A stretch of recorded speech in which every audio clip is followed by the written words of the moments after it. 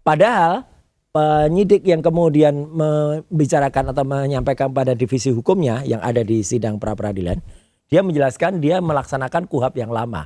Loh, yang kok tahun 81. berbeda berarti? Makanya.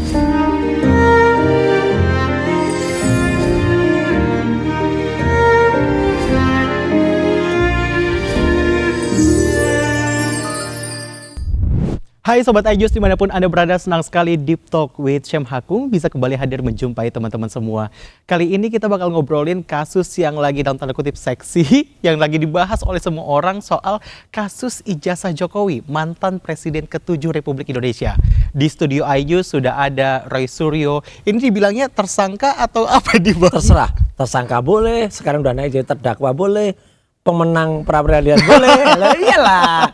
Gitu. Meskipun saya tidak boleh terlalu gembira mengatakan pemenang karena ini nikmat ridho dari Allah yang kita terima. Dan masih ada kita ngobrol ini ketika sedang berlangsung tadi barusan pembacaan untuk permohonan kami untuk praper yang kedua. Nah, Oke. Nah, kita sebelum ke praper yang kedua, sebelumnya apa kabar? Karena tadi habis ikut sidang. Iya, alhamdulillah baik. Baik dan ya Bang. Kabarnya kenapa saya bilang baik, Mas Syam? Karena gini. Tentu masyarakat juga sudah dengar ketika orang mendengar kata pra peradilan yang terbayang itu adalah kalah biasanya atau ditolak. Dan itu sampai ada lawyer dari pihak sebelah, sebenarnya juga bukan lawyer pihak sebelah juga, dia cuma ngikut-ngikut aja. Ya dia memang lawyer tapi nggak ada hubungannya, dia nggak punya legal standing. Saya sering manggilnya sebagai mak lampir itu ya, lawyer cewek yang boleh dong gitu itu. Dan dia bilang kalau 1000% nanti pasti akan kalah gitu. Kan terbukti. Alhamdulillah. Saya tidak perlu jumawa mengatakan kami pasti menang. Tapi ya kemarin jelas betul apa yang kami praperkan yaitu soal penangkapan, penahanan, dan penggeledahan itu kami menang. Meskipun ada dua yang lain yang itu kecil-kecil itu sebenarnya bukan dagingnya. Yang soal penahanan oleh jaksa karena memang sudah kita tarik itu sebagai permohonan kami. Satu lagi soal ganti rugi.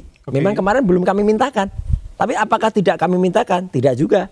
Nanti akan kami mintakan setelah kemenangan dari 3 klausul ini. Oke. Ya. Tapi kalau misalnya ngomongin soal pra peradilan yang pertama kemarin, itu kan fokusnya adalah soal penangkapan, penggeledahan, kemudian penahanan dan penggeledahan. Itu tiga-tiganya akhirnya dimenangkan. Karena terbukti bahwa apa yang saya alami, yang sebelumnya sempat saya sampaikan itu seperti film pengkhianatan G30 SPKI, dan memang benar. Gitu loh, artinya ketika datang kemudian saya dipaksa nggak pakai surat lah, nggak pakai pemberitahuan maksud saya. Mereka datang membawa surat, tapi surat itu harusnya surat itu ditinggal. Tidak, ya gitu, tidak. Terus harusnya mereka bawa putusan pengadilan setempat, gitu ya. Saya sempat lihat putusan pengadilannya, tapi mata saya langsung lihat, ini putusan pengadilannya tahun lalu. Saya nggak perlu masalahkan di situ. Karena kalau saya masalahkan itu bagaimanapun juga pasti tetap diseret gitu. Jadi udahlah, pokoknya saya tahu pasti itu putusan pengadilannya salah. Kemudian harus ada, saya jelek-jelek ini Bang Syam. Aku kan juga baca aturan tentang bagaimana itu harus disertai pengurus RT atau RW setempat. Itu nggak ada juga. Nggak ada, mereka tiba-tiba langsung datang kemudian ke pos satpam, terus menggelandang satpam ikut ke rumah, satpamnya pun sopan loh, satpamnya nggak mau masuk rumah. Dia hanya di luar. Mereka itu masuk, terobos. Minta dibukain pintu, paksa masuk. Makanya kan sampai pada akhirnya saya pernah cerita di beberapa termasuk di iNews juga meskipun di acara lain. Saya cerita kalau saya mau ganti baju aja nggak boleh. Untung saya pakai baju ketika saya sholat 2 jam sebelumnya gitu ya. Jadi jam 4:30 saya udah sholat, itu kan 6:30 jam 7. Jadi saya udah pakai baju yang ya lumayan lah gitu. Meskipun baju rumah, celana jeans rumah sama. Tapi saya kan pengen ganti yang lebih layak.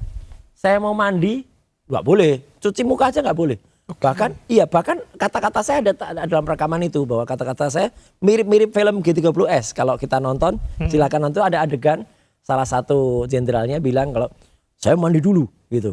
Oh, nggak usah, langsung aja berangkat jenderal gitu. Minimal cuci muka toh. Gitu. Itu ada kalimat saya ada di persis kalimatnya gitu. Tapi kalau di film pengkhianatan ditembak saya. Kalau ini ya saya nggak ditembak. Tapi benar mau diborgol. Ada kata-kata borgol gitu ada.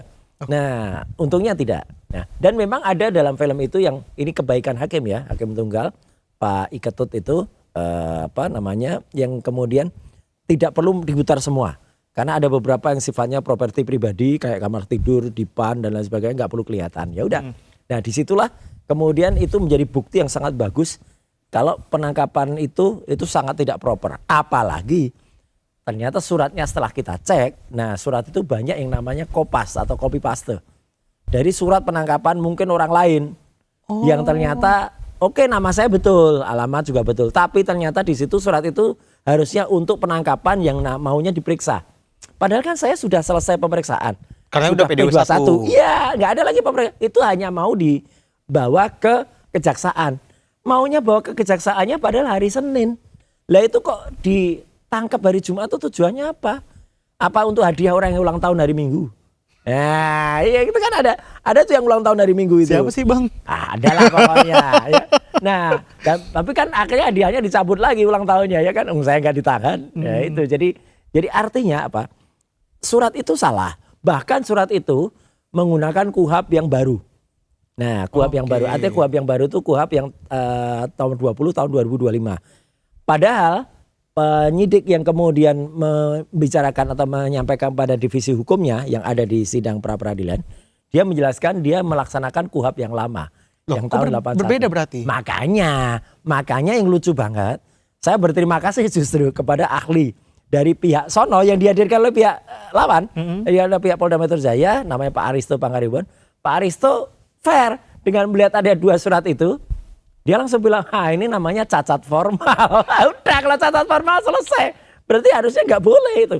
Makanya gini, Mas Syam dan juga pemirsa ya. Jadi artinya saya melaksanakan apa yang mungkin nanti insya Allah itu tidak terjadi pada masyarakat yang lain. Kan mungkin kita sering dengar ya orang itu ditangkap seenaknya, ditahan seenaknya, tahu-tahu ditahan, gua ada surat. Saya juga loh, waktu itu istri saya telepon lawyer, ya untuk tunggu lawyer dah, gitu karena kan harus didampingi. Enggak, mereka nggak mau nunggu. Udah, nanti lawyer di kantor saja, gitu. Loh, ini tuh saya tuh teroris atau apalah? Teroris kok teroris saja nggak gini-gini banget gitu loh. Atau saya narkoba gitu ya, ditangkap gitu. Wong ini hanya masalah pencemaran nama baik. Terus harusnya ada surat. Dan ternyata terbukti. Bukannya pengakuan saya bahwa saya nggak terima surat. Polda dicek, memang nggak ngirim surat. Dan tidak ada surat yang kita hadirkan juga kesaksian tertulis tapi dari RT RW setempat. Nggak ada pemberitahuan ke mereka juga. Jadi saya udah siapin tuh semua. Nah itulah gunanya pra peradilan.